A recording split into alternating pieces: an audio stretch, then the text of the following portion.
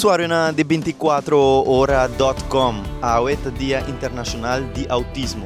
É nossa para aqui na Bright Future Academy, onde nós vai explicar-nos pouco mais sobre o dia aqui e de quanto é importante para criar conscientização de nossa comunidade.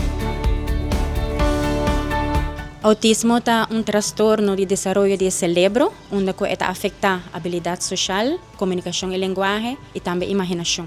Por começar a reparar que ora muita tem rondi 6 luna, por começar a reparar que ora kuta yamena su number e nota reacciona. Maioria de viaja maior nanta bisa ku nanta reparar que nanta quiere que porta é sordo. Per sa que no te caso, ta disco e nota base da reaccionar na su number. Também por reparar com é muita hunga, e nota usa imaginação.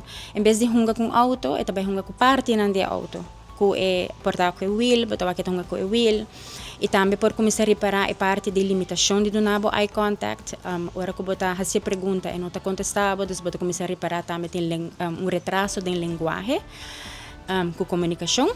Então, aqui está eigenlijk boa visa sinal na quando começa a donar de ora quando está muito. É importante para nós criar uma comunidade inclusiva, onde que a pessoa não aqui também, se sente não aceitar.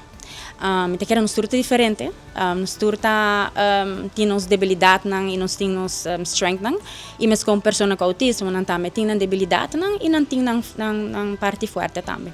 Segura, por tomar contato com minha pessoa mesmo, se não começar a reparar sinal na trempang, na 5920662. Também nós temos Facebook page de Brighter Future Academy, onde nang por manda mensagem, toma contato conosco, nós estamos para guiar nang dor de processo e manda nang natura instância nang concerni.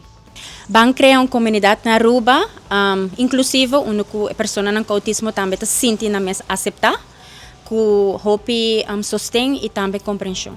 Essa é a palavra de Trump. Ao Dia Internacional de Autismo, vão criar conscientização para nós muitos. A mim é Kevin Valderrama, junto com Benny Lee, para 24hora.com. Nós está e promete de notícia.